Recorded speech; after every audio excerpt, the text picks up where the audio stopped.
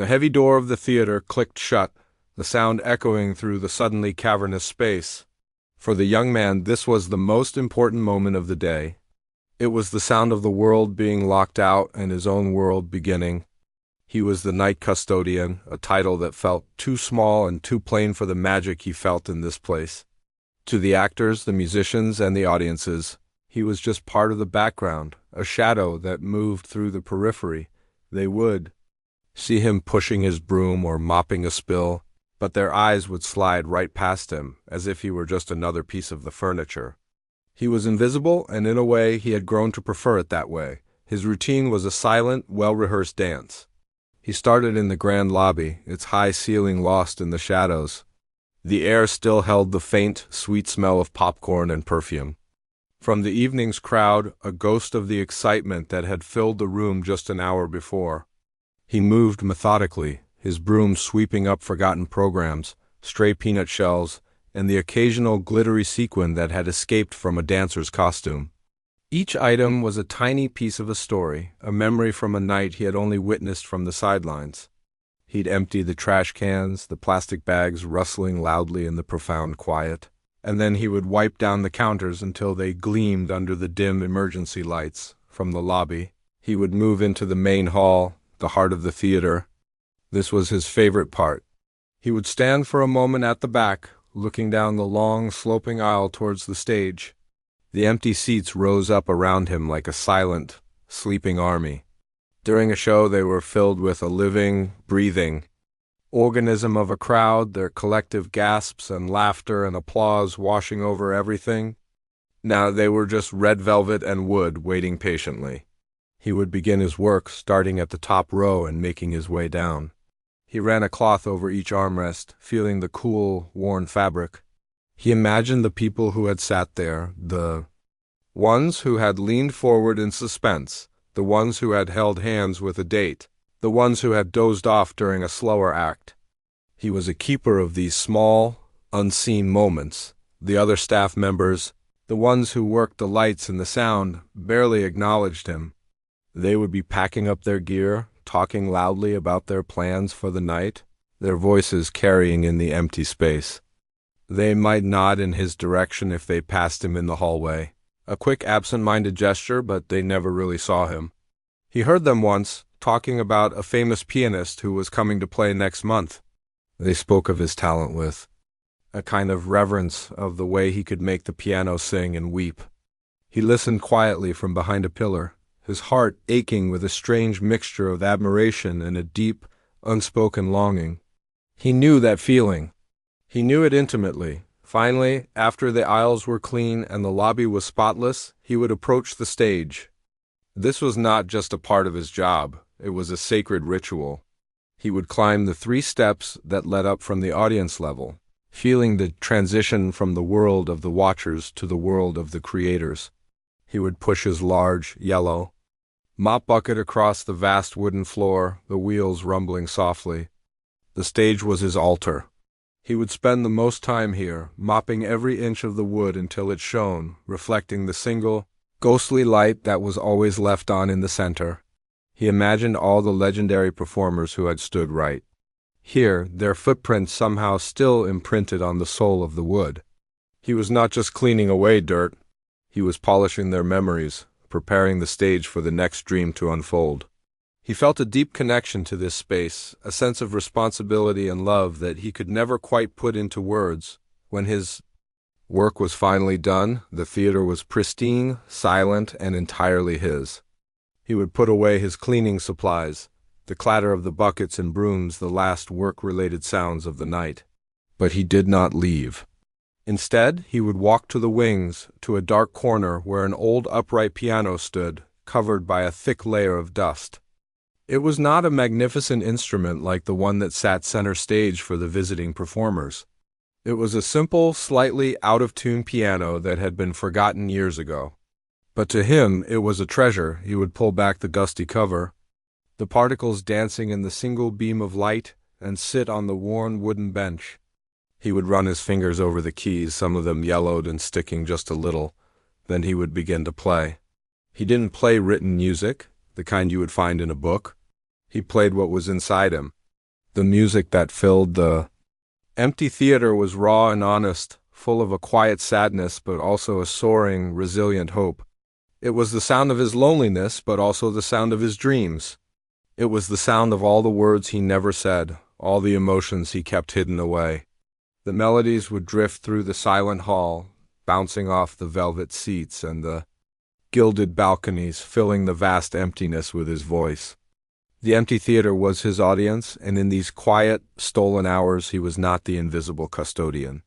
He was a performer, playing the most important concert of his life, for the only listener that truly understood him, the theater itself. The theater that night was not his. It was a living, breathing creature, and it had been invaded. The young man felt it the moment he stepped through the staff entrance, his usual quiet entrance disrupted by a flurry of activity. People he had never seen before rushed past him, their faces tight with purpose, carrying clipboards and wearing headsets. The air, which usually smelled of old wood and cleaning fluid, was thick with the scent of expensive perfume, hairspray, and a sharp, electric smell he could only identify as anticipation. This was the night of the great violinist, the one everyone had been talking about for weeks. The young man had seen the posters outside, a stark, black and white image of a woman with intense eyes and a look that dared you to look away. Tonight she owned his theater. He kept his head down and stuck to the shadows, a skill he had perfected over years. He was a master of being unnoticed. He wheeled his cart through the backstage corridors, navigating the chaos like a ship in a storm. He could hear the buzz of the crowd outside, a low, rumbling hum that vibrated through the walls. It was a sound that usually made him feel lonely, a reminder of a world he was not a part of. But tonight it was just noise, an unwelcome intrusion into his sacred space. He found a small, overlooked corner to stash his supplies and began his work. Trying to lose himself in the familiar motions of wiping and polishing, he saw her once. The violinist? She swept past him in a whirlwind of dark silk and imperious energy, followed by a small entourage of fawning assistants. She didn't see him, of course. He was just part of the scenery. But he saw her. He saw the way she wrinkled her nose at a piece of set dressing, the way she snapped her fingers at a young woman to fetch her a shawl. There was an air of impatience about her, a cloud of discontent that seemed to follow her everywhere.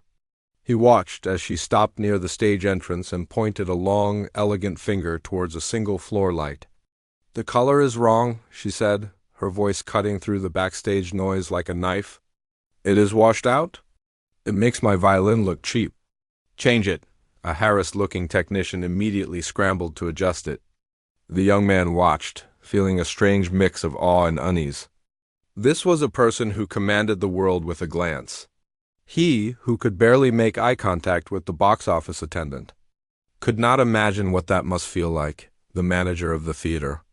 A man whose normally calm face was now a mask of sweat and anxiety, was scurrying around like a frightened mouse. The young man had seen him many times, usually sharing a quiet nod as they passed in the empty hall. But tonight, the manager was a different person. He was on his phone, his voice a strained whisper. He was barking orders at stagehands, adjusting his tie every few seconds and constantly checking his watch. The young man, while polishing a brass railing near the main curtain, could feel the waves of stress rolling off him. He saw the manager approach the violinist's dressing room, knock tentatively, and then be beckoned inside with an annoyed sigh. A few minutes later he emerged, looking even more pale. The star was not happy. The humidity was not right. The water was not the right temperature. The list of complaints seemed endless. The young man felt a flicker of sympathy for the manager, a man trying to please an unpleasable force of nature. As the clock ticked closer to the performance, the energy backstage intensified. The house lights were dimmed and the low hum of the crowd outside fell silent. It was the moment of transformation, the quiet before the storm of music. The young man finished his final task, making sure the edge of the stage was spotless. He was about to retreat to his usual hiding place in the wings when he heard a shout. It wasn't a shout of anger, but of panic. A stagehand came running from the direction of the dressing rooms, his face white. The manager. "Where's the manager?" he yelled, his voice cracking. The manager appeared from behind a curtain, his eyes wide with fear. "What is it?" "We go on in 5 minutes." "It's her," the stagehand gasped, bending over to catch his breath. "The violinist. She's collapsed." The manager's face seemed to crumble. He pushed past the stagehand and ran down the hallway, the young man following at a distance, drawn by the unfolding drama. A small crowd was gathered outside the star's dressing room. The manager pushed his way through. The young man, still invisible, stood just behind the doorframe, able to see and hear everything. Inside, the famous violinist was slumped in a chair, her face ashen and slick with sweat. Her beautiful silk gown was crumpled. She was moaning softly, one hand clutching her stomach. One of her assistants was dabbing her forehead with a cloth, whispering frantically. "It was the fish," the assistant said to the manager. "The restaurant at lunch? It must have been the fish." The manager stared, his mind clearly racing. He looked at his watch, then at the woman, then at the closed door that led to the stage and a sold-out waiting audience. Can she go on?" he asked, his voice a desperate plea. A doctor, who had somehow already been called, shook his head. "Absolutely not," he said firmly. "She is severely dehydrated and in a great deal of pain. She needs to go to the hospital." The world seemed to stop for the manager. The young man could see the calculations happening behind his eyes, the cost of refunding thousands of tickets, the damage to the theater's reputation, the anger of the promoter. There was no understudy for a performer of this caliber. There was no plan B. He walked out of the room, his shoulders slumped in defeat. He stood in the hallway, running his hands through his hair, a man completely lost. From the auditorium, a low murmur began to grow. The audience was getting restless. The 10-minute grace period was almost up. The manager looked down the empty hallway towards the stage, then back at the closed door of the dressing room. He was trapped. The young man watched him, his own heart starting to beat a little faster. He could feel the weight of the moment, the crushing pressure of 1,000 disappointed people. The theater, his beloved theater, was holding its breath, waiting for a disaster that now seemed unavoidable. The manager stood in the hallway, the weight of 1,000 expectations pressing down on his shoulders. The murmur from the auditorium was growing louder, a restless wave of impatience that was starting to feel like a physical threat. He began to pace, his expensive dress shoes squeaking on the concrete floor, a sound that seemed to mock the silence that should have been filled with a violin's soaring notes. His mind was a frantic calculator, adding up the costs. Refunding every single ticket, the damage to the theater's name, which he had spent years building, the fury of the promoter, a man not known for his patience or forgiveness. He felt a cold sweat bead on his forehead. This wasn't just a bad night. It felt like the end of everything. He ran his hands through his hair, a gesture of pure helplessness, and started walking. Not knowing where he was going, just needing to move, he wandered through the labyrinthine corridors of backstage. A place he usually commanded with confidence, but now felt like a prison. He passed the dark, empty dressing rooms of other performers, the ghost lights casting long, dancing shadows. He saw a group of stagehands huddled together, their faces a mixture of shock and morbid curiosity, but he couldn't bring himself to talk to them. What could he say? He was the captain of a ship that was sinking before it even left the dock. He walked past the prop tables, the racks of costumes, the tangled mess of cables, all of it now just useless scenery for a disaster. He felt a profound sense of failure, not just as a manager, but as a lover of this art form. He had brought this great artist here, and he had failed her, failed his theater, and failed the thousands of people sitting in the dark, waiting for a magic that was not going to happen. Meanwhile, the young custodian had pressed himself into a small alcove, trying to make himself as small as possible. The chaos was overwhelming. He watched the manager's desperate pacing, his heart aching with a strange, vicarious pain.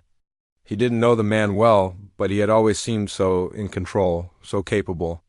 Seeing him broken like this was deeply unsettling. The tension in the air was thick, making it hard to breathe. He felt a primal urge to escape, to finish his shift and disappear into the night, leaving this mess for someone else to sort out. But he couldn't move. He was frozen, a silent witness to the unfolding tragedy. He thought about the empty stage, the one he polished with such care every night. It was supposed to be a place of joy and wonder, not a symbol of disappointment. As the manager's frantic walk led him deeper into the backstage area, the young man felt a need to find his own anchor. The noise, the panic, the frantic energy, it was all too much. He needed to go to his place. He slipped away, moving silently through the shadows, his feet knowing the path by heart. He made his way to the wings, the dark space on the side of the stage that was hidden from the audience. Tucked away in a forgotten corner, covered by a thick, gray blanket, was his old upright piano. It was his sanctuary. He pulled back the cover, the cloud of dust dancing in the single beam of worklight, and sat on the worn bench. He wasn't thinking about performing or impressing anyone. He just needed to let the storm inside him out. His fingers, trembling slightly, found the keys. He didn't play a happy tune or a complicated classical piece. He just played what he felt. A simple, melancholic melody began to fill the small space. The notes were hesitant at first, like a question, then grew stronger, more confident. The music was a reflection of the night's drama. It had the tension of the waiting crowd, the sadness of the fallen star, and the fear of the desperate manager. But woven through it all was a thread of something else, a quiet, resilient hopefulness that was uniquely his. It was the sound of his own lonely nights, his own hidden dreams, his own deep love for this wooden stage. He closed his eyes, losing himself in the music, the world outside ceasing to exist. For a few precious moments there was only him and the piano, having a quiet conversation in the language of the soul. The manager, in his aimless wandering, had found his way to the main stage area. He stood just behind the heavy velvet curtain, peering out at the darkened auditorium. The murmur had turned into a low grumble, punctuated by an occasional cough or a shout of, "What's going on?" He felt a knot of dread tighten in his stomach. He was about to walk out onto the stage and deliver the worst news an audience can hear. He took a deep breath, steeling himself for the booze and the anger. And then he heard it. Faintly at first, then more clearly. A sound coming from the wings. It was a piano. For a second he was annoyed. Who in the world was playing piano at a time like this? It was unprofessional, disrespectful. He was about to storm over and tell them to stop, but as he listened, his anger melted away. Replaced by utter confusion, the music was beautiful. Not just technically good, but deeply, profoundly moving. It captured the exact mood of the room, the somber tension, the flicker of hope. It was as if the piano was telling the story of the night. He found himself walking towards the sound, his feet moving of their own accord. He pulled back a heavy drape that separated the main stage from the wings and peered into the dimly lit space. And there, hunched over the old, dusty piano, was a young man in simple work clothes. The manager's mind struggled to process what he was seeing. It was the custodian. The quiet, invisible kid who mopped the floors. The one he barely noticed. The one who was currently pouring his heart out in a melody so powerful it made the manager's own heart ache. He stood there, hidden in the shadows, and just listened. His own panic momentarily forgotten. Replaced by a sense of sheer wonder, he watched the young man's fingers dance across the yellowed keys. His eyes closed, completely lost in the music. This wasn't just someone playing notes. This was someone who understood music, who felt it in his bones. The manager had worked with hundreds of musicians in his career, and he could recognize genuine talent when he heard it. This was it. This was raw, unpolished, but absolutely real. As the final haunting chord faded into the silence, the manager felt a crazy, desperate idea spark in his mind. It was insane. It was impossible. But it was also the only chance he had. He stepped out from the shadows, his heart pounding in his chest. The young man jumped, his eyes flying open. He saw the manager standing there, and his face turned pale with fear. He immediately stood up, knocking the bench over with a clatter. "I'm so sorry, sir," he stammered. "I didn't mean to. I was just—" The manager held up a hand, silencing him. He looked at the terrified young man, then back towards the stage and the restless audience.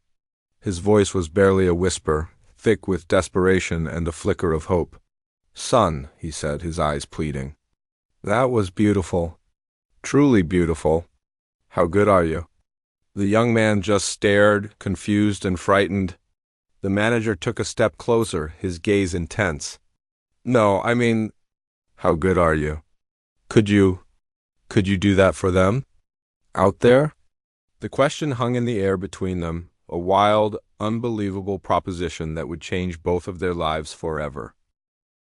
The question hung in the dusty air of the wings, a crazy, impossible thing that seemed to absorb all the sound in the theater.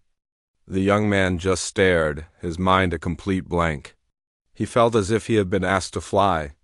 He looked from the manager's desperate face to the heavy velvet curtain that separated this small, hidden world from the vast, dark auditorium. Out there. He was asking him to go out there. The words wouldn't come. He opened his mouth, but only a small, choked sound came out. He shook his head, a tiny, frantic motion. I can't," he finally managed to whisper, his voice cracking. I'm no one. I just clean." The manager took a step closer, his hands held up as if calming a frightened animal. "I know who you are," he said, his voice urgent but gentle. "I've seen you. I've seen how you care for this place. And I just heard you play. That wasn't no one playing. That was a musician. A real one." He ran a hand through his already disheveled hair, his eyes darting towards the stage as the audience's grumble grew louder. "Look, son, I'm not asking you to be the world-famous violinist. I can't replace that. No one can? But I have 1,000 people out there who are getting angrier by the second. If I walk out there and tell them the show is canceled, it's a disaster. For me, for this theater. But if I walk out there and offer them something else, something unexpected, maybe, just maybe, we can save this night." The young man's heart was hammering against his ribs like a trapped bird. He looked down at his hands, rough and red from the cleaning chemicals. These were not the hands of a performer. They were the hands of a laborer. His clothes were simple, his work shirt slightly stained from mopping the floor. He would look like a joke up there. "They'll laugh," he said, the words barely audible. "They'll hate it." "Maybe some will," the manager admitted, his voice dropping to a conspiratorial whisper. "But maybe some won't. Maybe some will listen. You play with more feeling than half the people I pay to be on this stage. You play the story of this theater." I heard it. "Just play them that story. Play what you just played for me. That's all I'm asking. Give them something. Give me a chance." The manager's eyes were pleading, and in them the young man saw not just desperation, but a genuine belief. This man, who managed stars and dealt with important people, saw something in him. It was a terrifying and intoxicating thought. The young man looked past the manager, towards the dark opening of the stage. He thought of all the nights he had spent alone in this hall, dreaming of this very moment. He had imagined himself walking out into the spotlight, but in his dreams he was always wearing a tuxedo, and he was a confident, celebrated man. This reality was nothing like his dream. This was terrifying. But then he thought of the empty stage, waiting. He thought of the music inside him that had no other way to get out. He thought of the manager, a man who loved this theater as much as he did, standing on the edge of a cliff. And in that moment, a tiny, flickering spark of courage ignited inside him. It was small and fragile, but it was there. He took a deep, shaky breath and gave a single, almost imperceptible nod. The manager's face flooded with relief. "Okay," he said, clapping him gently on the shoulder. "Okay, just stay here. Don't move. I'll go out. I'll talk to them. And when I'm done, you just walk out? Don't think. Just walk to the piano. Can you do that?" The young man nodded again, his throat too tight to speak. The manager gave him one last, grateful look, then straightened his tie and walked purposefully towards the stage entrance. The young man stood frozen in the wings, his heart pounding so loudly he was sure the stagehands could hear it. He could hear the manager's voice, amplified by the microphone, echoing through the hall. "Ladies and gentlemen, thank you for your patience. We have had an unforeseen circumstance with this evening's scheduled performer. She has taken ill and is unable to perform." A loud groan rippled through the crowd. "We know you are disappointed, and we are truly sorry. However, we are very fortunate to have a tremendous amount of talent in this city. And tonight we have a young local artist who has graciously agreed to step in at the very last minute. It will be a different program than you expected, but I ask you to open your hearts and listen. Please welcome a very special guest." There was a smattering of confused, polite applause. The manager's voice had been shaky, and the audience was clearly skeptical. The young man felt a wave of nausea. This was a terrible idea. He started to back away, to retreat into the shadows. But then he heard the manager's voice, hissing from the side of the stage. "Go, now!" It was now or never.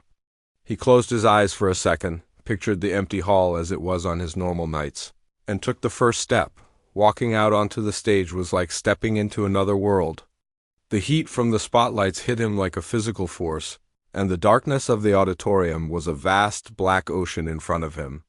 He could see shapes, the outlines of heads, but no individual faces. It was both terrifying and a relief. He was aware of his simple clothes, his scuffed shoes. He felt like an imposter. He could hear the whispers rippling through the crowd as they took in the sight of him. He kept his eyes fixed on the grand piano sitting center stage. It was a beautiful, gleaming black beast, so much larger and more intimidating than his old upright in the wings. The walk felt like it took a lifetime, but finally he reached the bench. He sat down, the smooth, cold wood of the bench a small comfort. He ran his fingers over the keys, feeling their perfect, even weight. The silence in the hall was immense, a heavy blanket filled with curiosity and judgment. He took another deep breath, the air thick with the heat of the lights. He could feel a drop of sweat trickle down his temple. He thought of the manager's desperate face. He thought of his own lonely nights playing for the empty seats. And then he began to play. He started with the same simple, melancholic melody he had been playing in the wings. The first notes sounded small and hesitant in the enormous space, but the acoustics of the old theater, which he knew so well, caught the sound and carried it, wrapping it around every person in the room. He heard a few coughs, some rustling of programs. They were still restless, still waiting, so he poured more of himself into the music. He let the melody grow, adding layers of complexity and emotion. He played the quiet loneliness of his life, the feeling of being invisible. He played the awe he felt for the legends who had stood on this very stage. He played the hope he held on to in the darkest corners of his heart. The music was not technically perfect. There were no flashy, showy runs. It was simple, honest, and deeply, profoundly human. And slowly something began to change in the hall. The rustling stopped. The whispers died away. A hush fell over the audience, a deep, attentive silence that was completely different from the restless silence of before. They were listening, truly listening. He could feel it. He was no longer just a cleaner on a stage. He was a storyteller, and the entire theater was leaning in to hear his story. He closed his eyes, letting the music take over, the spotlight warming his face. And for the first time in his life, he felt like he was exactly where he was supposed to be. When Leo's fingers finally left the keys, the last chord they produced wasn't just a sound. It was a living, breathing thing that filled every dusty corner of the old theater. It was a single, perfect note that seemed to hold all the quiet loneliness of his life, all the secret melodies he'd ever hummed while mopping these very floors. It hung in the air, shimmering and pure, and for a moment time itself seemed to hold its breath. The vast, silent hall, usually filled with the echoes of long-gone performances, was now completely still. The silence that followed wasn't empty. It was heavy, thick with a kind of shocked wonder. Leo sat on the worn piano stool, his hands resting on his knees, his heart hammering against his ribs so hard he was sure the people in the front row could hear it. He thought he had messed up. He thought the silence was a judgment. A single bead of sweat traced a path down his temple. He had done his best, but his best, he figured, was just the clumsy effort of a janitor who dared to touch a beautiful instrument. He braced himself for the polite, smattering of pity applause he had imagined in his darkest dreams, but then it happened. It didn't start as a roar. It started as a single person, somewhere in the darkened rows, clapping. Just one pair of hands, striking together with a slow, deliberate sound. Then another joined in. And another. It was like the first few drops of a rainstorm before the sky opens up. Within seconds, those individual claps merged into a single, massive wave of sound. The silence was shattered, not just broken, but completely obliterated by a thunderous, deafening ovation. It was a physical force, a wall of noise that hit Leo square in the chest and nearly knocked him off the stool. People were on their feet, every single one of them, a forest of silhouettes rising from the red velvet seats. They weren't just clapping. They were cheering, whistling, shouting, "Bravo!" and "Encore!" The sound was so immense it vibrated through the floorboards, up the legs of the piano, and into his very bones. Leo just sat there, blinking. The single spotlight that had been meant for the scheduled performer was now fixed on him, and it was blinding. He couldn't see the faces of the audience, just a blur of shapes in an overwhelming sea of sound and light. He felt a strange wetness on his cheeks and reached up to touch it, surprised to find his face wet with tears. He hadn't even realized he was crying. They weren't sad tears. They were tears of a lifetime of feeling unseen, finally washing away. They were tears of pure, unadulterated shock and a joy so profound it hurt. This roaring, adoring crowd couldn't possibly be for him. He was just Leo, the quiet man who moved chairs and swept up popcorn. But the sound kept coming, a relentless, beautiful tide of appreciation. He slowly, awkwardly, pushed himself up from the piano stool. His legs felt like they were made of jelly. He turned to face the darkness, to face the sound, and took a clumsy, jerky bow. He didn't know how performers did it with their graceful sweeps. He just bent at the waist, a simple, heartfelt gesture of gratitude. The roar of the crowd washed over him, and for the first time in his adult life, he didn't feel invisible. He felt seen. He felt heard. The calls for an encore grew louder, more insistent. "One more! One more!" They chanted in unison. Leo panicked. He didn't have another song. He didn't have any songs, not in the way a real musician would. He just had feelings. He had melodies. He turned back to the piano, his hands trembling slightly as he placed them back on the cool ivory keys. He closed his eyes, blocking out the blinding light, and just let his fingers remember. They found a simple, gentle melody, one he often hummed to himself on cold winter nights when the theater was empty, and his only company was the echo of his own footsteps. It was a simple tune, full of a quiet hopefulness, a longing for something more. It wasn't complex or flashy, but it was honest.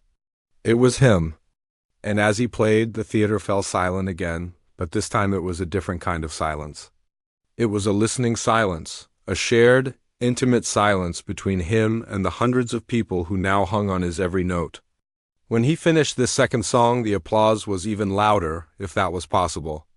It was a confirmation, a welcome. Walking home that night was a surreal experience. The cool night air felt different on his skin. The city lights seemed brighter, more vivid. He passed shop windows and caught glimpses of his reflection, a man in a slightly rumpled janitor's uniform, but with a light in his eyes that he didn't recognize. He kept expecting to wake up in his small apartment, the fading memory of a beautiful dream his only comfort. But the ache in his fingers and the faint ringing in his ears from the applause were real. He fell into bed that night, not with a feeling of exhaustion, but with a strange, buzzing energy that made sleep impossible. He just stared at the ceiling, a small, incredulous smile on his face, replaying the sound of the crowd over and over again in his mind. The next morning, the world looked the same. The sun rose, his alarm clock blared, and his small apartment was as quiet as ever. For a few minutes, he thought it might have all been a fantasy after all. He went about his morning routine, making coffee, the familiar ritual grounding him. But then he noticed his phone, an old, cheap model he usually only used to check the time. It was blinking with a notification. Then another. And another. He had a dozen messages from numbers he barely recognized. The first one was from a cousin he hadn't spoken to in years. "Leo, is that you in this video? It's all over the place." His hands shook as he clicked the link. It was a video filmed by someone in the audience. The title was simple, "Janitor at the Orpheum." He watched, his heart in his throat, as the small figure on the screen, bathed in a single spotlight, played the piano. He saw himself take that clumsy bow, saw the tears on his own face. It was like watching a stranger. He scrolled down and read the comments. Hundreds of them. "Who is this?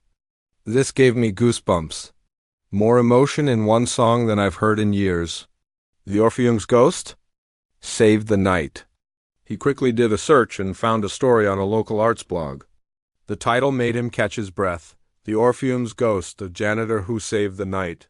The article told the story of how the scheduled performer had fallen ill, and how a member of the cleaning staff had stepped in at the last minute, delivering a performance that left the audience spellbound.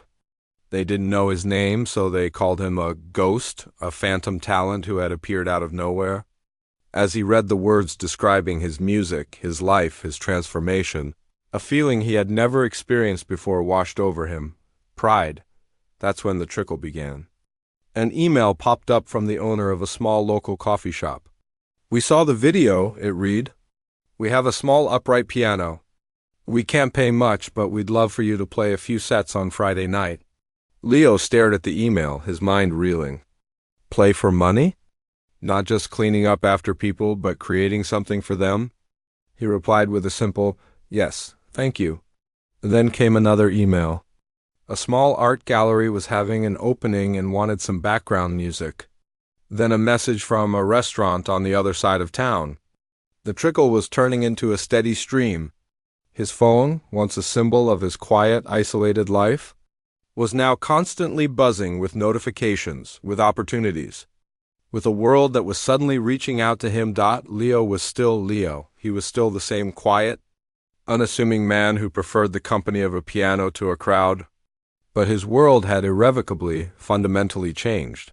The stage he had cleaned for years, the place where he had carefully and respectfully picked up other people's discarded programs and empty cups, was no longer just his workplace. It was his launchpad. It was the place where he had finally been allowed to speak the only language he had ever truly known. A few days later, he went back to the Orpheum. It was his day off, but he felt a pull to be there. He walked through the empty lobby, past the ticket counter, and down the aisle towards the stage. He stood at the edge of the huge, empty space, looking out at the hundreds of vacant seats. He could still hear the echo of the applause.